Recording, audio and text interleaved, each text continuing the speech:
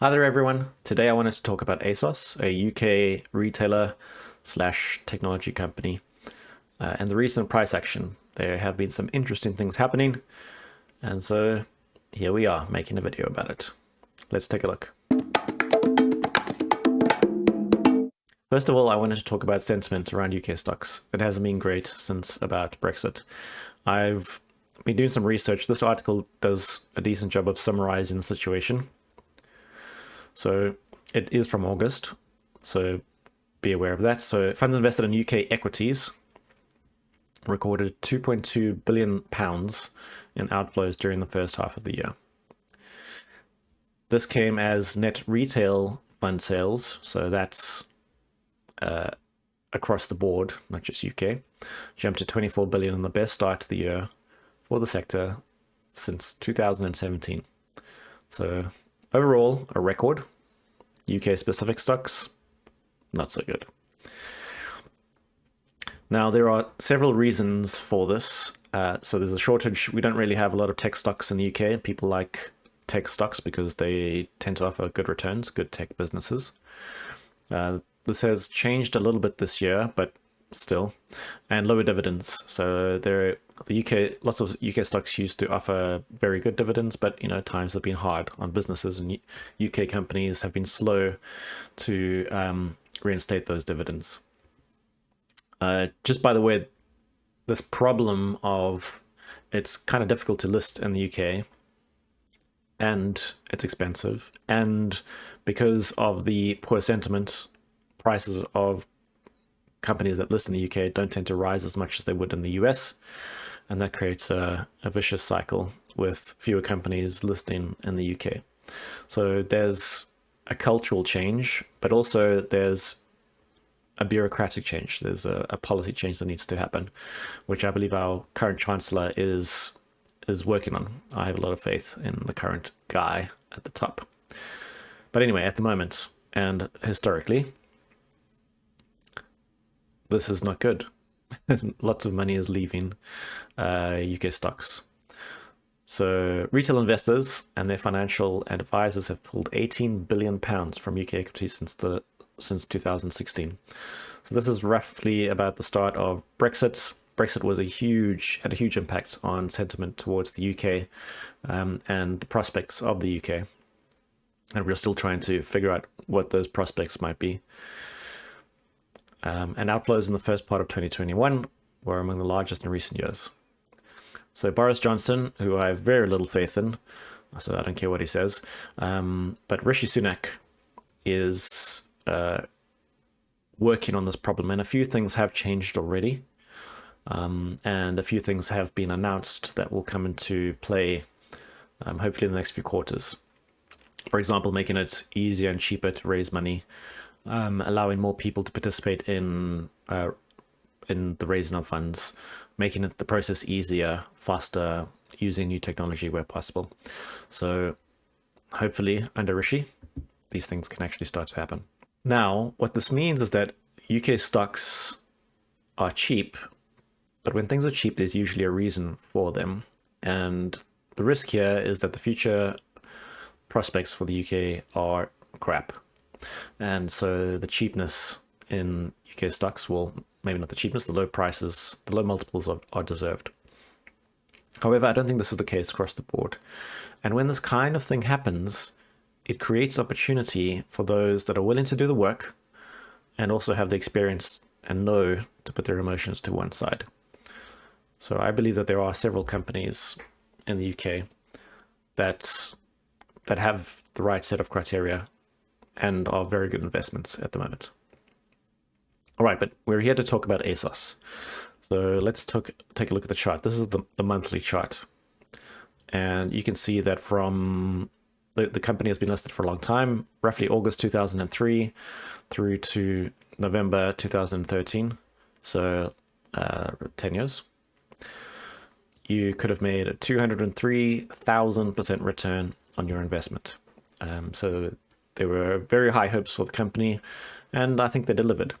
But also, this growth has been so fantastic that I think that might be part of the reason that we're seeing the sideways consolidation, this multi-year sideways consolidation. This is a pattern, by the way, that I'm seeing in a lot of stocks at the moment, not just in the UK and the US too, but let's keep focused on Asos. And so more recently, we have seen that since March, the price of Asos stock has drifted down 60%. That's huge. I don't have to tell you that's huge. That's huge. So is there a problem with this company in particular? So I also wanted to look at Boohoo. So there is no Boohoo. I tend to invest on eToro's platform. Boohoo is not available there, but they are a very similar type of business within the UK. And so I think they listed later in their lifespan. So the returns from the early lows to the fairly recent highs have been a mere 1,762%. But we can see that both of these companies tend to be fairly volatile. For example, Boohoo, this is a month candle, dropped 35%, and then the next month more than made up that same amount. But it has also, this company has also dropped 47%, roughly in the same time frame as Asos. They've dropped less, but they still have dropped significantly. So just looking at the top level fundamentals, we can see that revenue for Asos has been growing quite nicely, and the 6-year CAGR is about 22%. We can see that profit has also, there have been years where it's been off. 2019 was a hard year for Asos. They had begun their international expansion and they hit some pretty big hurdles and also had to invest a lot of money in that expansion. And EPS growth has been a bit lumpy, but tends to be on the right side of zero. And 2021 has been a bit of a tricky year because their margins are quite thin, and investors scrutinize margins on Asos like almost no other business I've ever seen. So margins are relatively thin, and as we all know by now, supply chain issues, the increase of shipping costs, shortages of various things have put pressure on these margins. And so in part, that is the reason that companies like Asos and Boohoo have seen their share price drop over the past 6 months or so. What we can't see here, it's not on this chart, is that Asos has usually operated with a very high PE because of the enormous growth that people expected from the stock. And that PE has dropped down over recent years.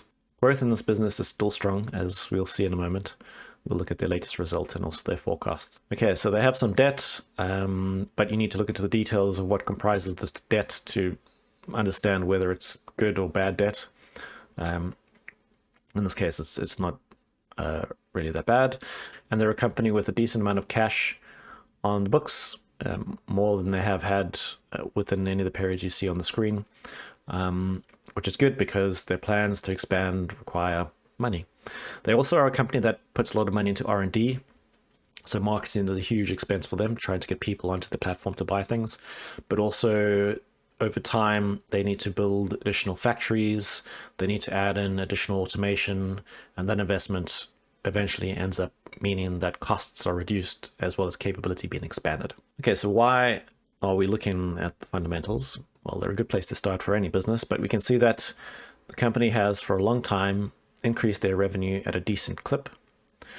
Profit has been growing in a lumpy way, but overall it's going in the right direction. We need to remember that this is a company that is trying to grow, has been growing aggressively and is still trying to grow aggressively internationally now. So some of that profit is going to invariably go back into that growth, as well as automation.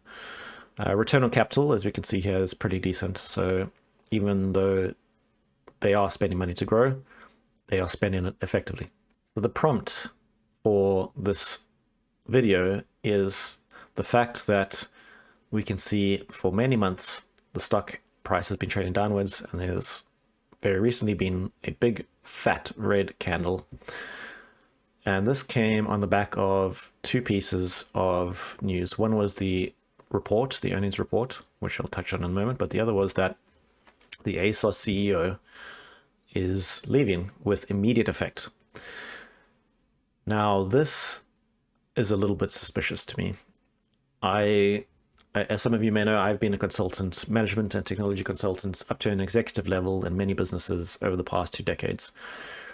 A CEO does not leave a business with immediate effect if something hasn't gone wrong, especially when there's no one to take the role from him. And they've yet to name a CEO. They've elevated the CFO to the COO position, so he'll be running the show, but that obviously means that they're either waiting to make the CFO the CEO, or they're on the hunt for someone that can do it. For those that don't know, if you are the CEO of a large company, if you want to leave, you probably have 6 months to 12 months of notice that you need to give, and that allows for a transition period while you exit the business. There are very few reasons that someone can leave a business with immediate effect, and then you would probably want to have another CEO lined up. So this is looking very suspicious to me. It looks as though he's been pushed out, fired.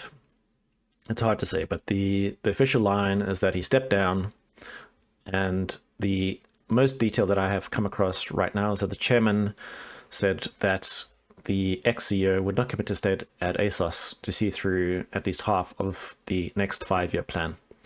And we were supposed to find out more about that 5-year plan this week, but it's been pushed out to November, probably because of this news.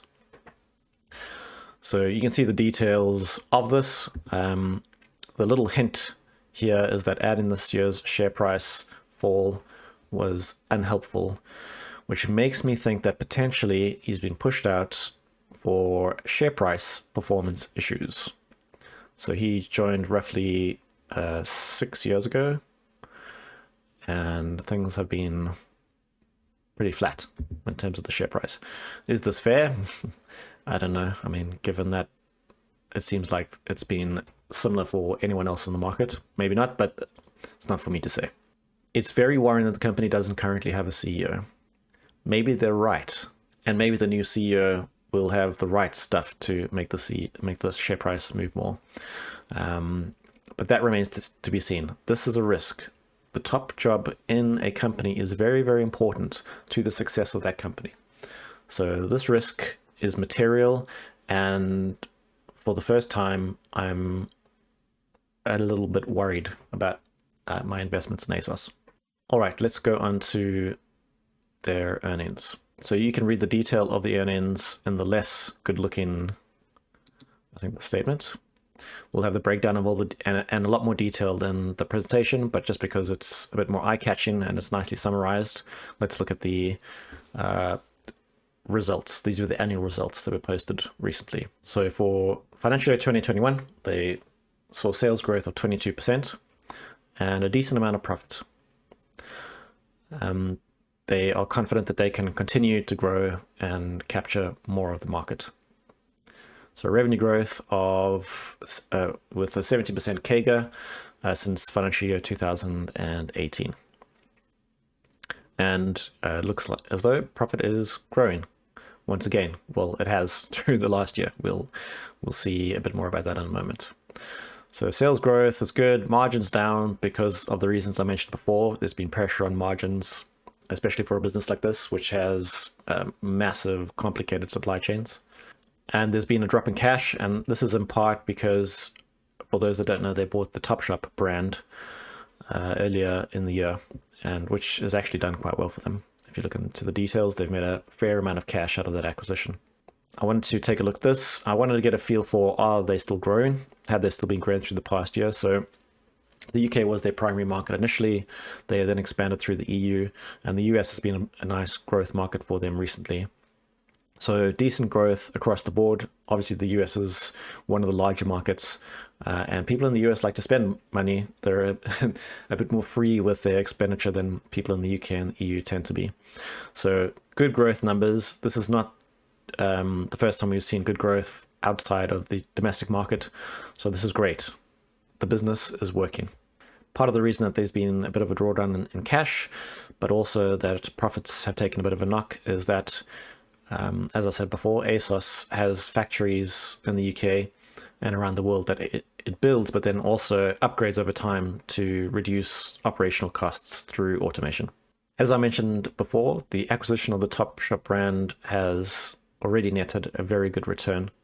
So this is good because it shows that the business is buying the right types of things. They've got a good strategy and that they've got good execution, that they can actually turn that strategy into money. This is not very new news, but the company has also partnered with Nordstrom in the US, which will help them grow through that channel. Now, because there's a continual focus on margins for Asos, despite being a growing business, so we want to see growth in sales. Hopefully, we want to see profit growing too, depending on the strategic initiatives that the company has in a particular quarter or year.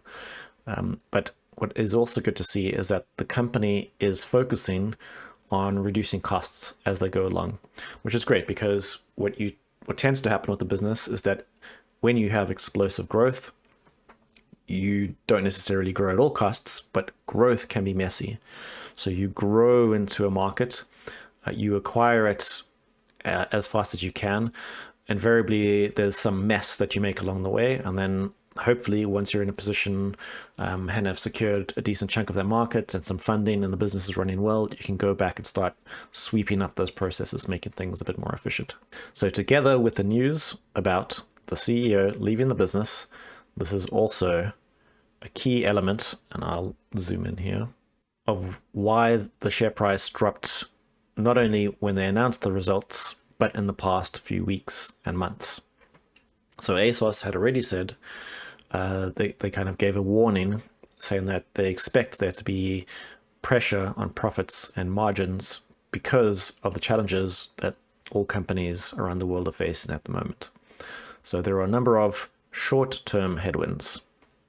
And because of this, despite having a very good year, financial year last year, the next financial year is going to be a bit more tricky. So they think that sales are going to be in the mid-single digits. The market does not like that.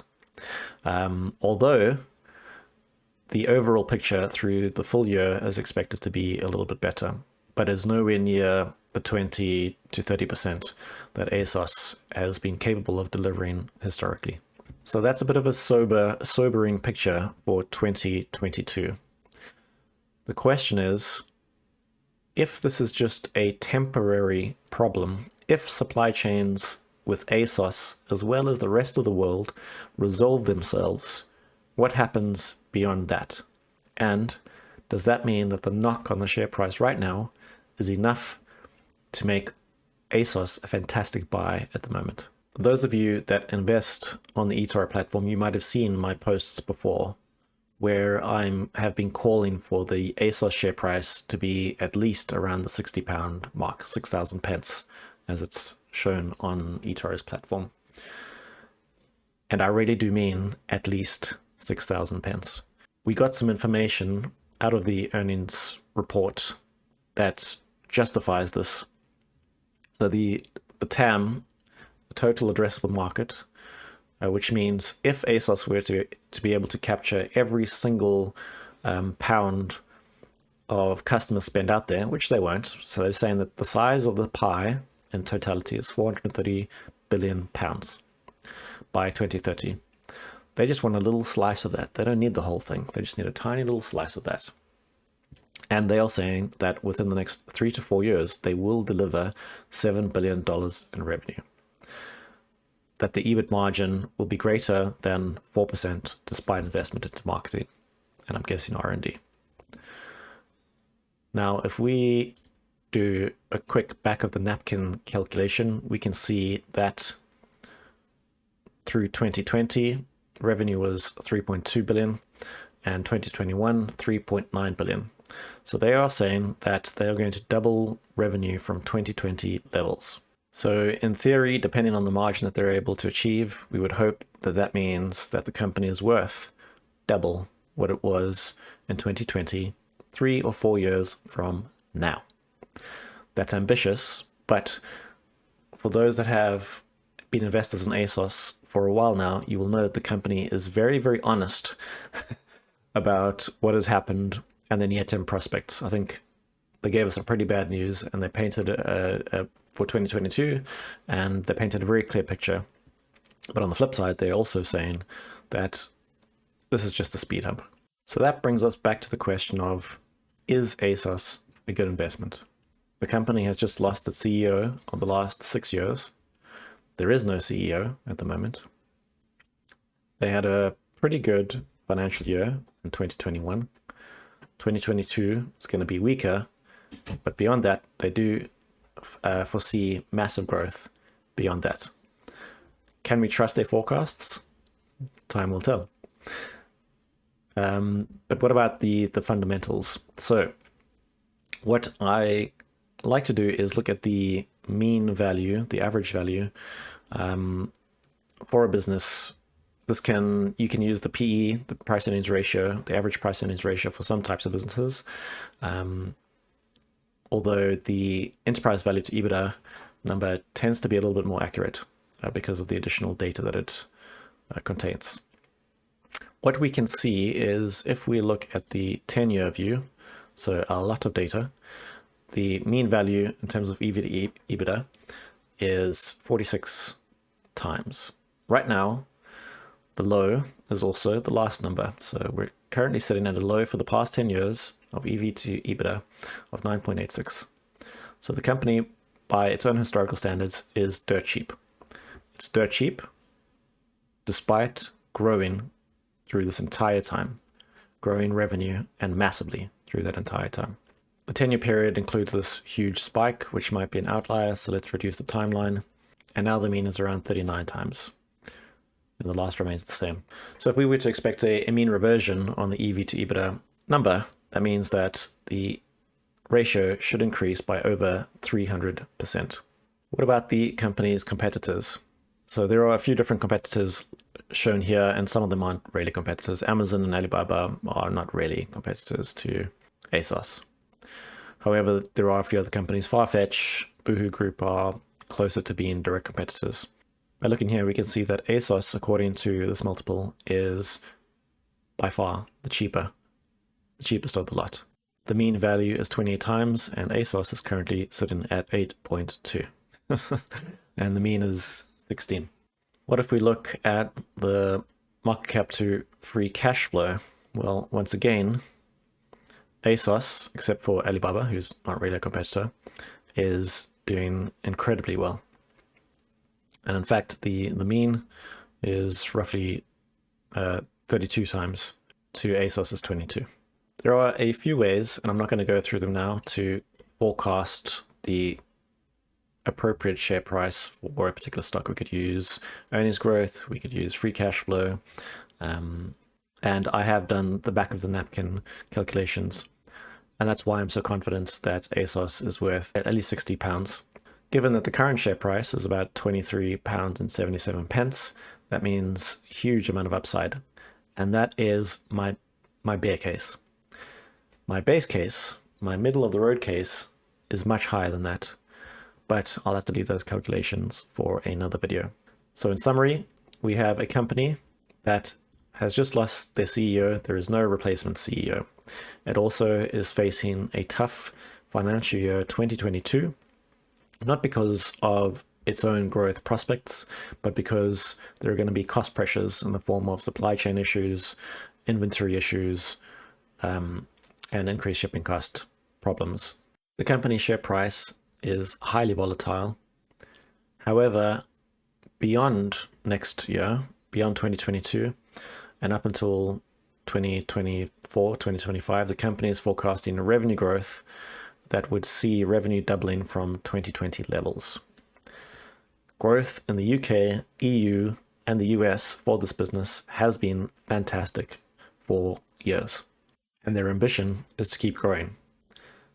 There are some risks. There is competition. Boohoo has done very, very well, as have a few others. They need to get the right person in the top job, and they need to do that sooner rather than later. And of course, we have the challenge of how unfashionable UK stocks are at the moment. Despite all of these, given the current share price of Asos, I think it is a tremendous opportunity, and that is why I hold some in my portfolio. I hope that was helpful. Have a great day.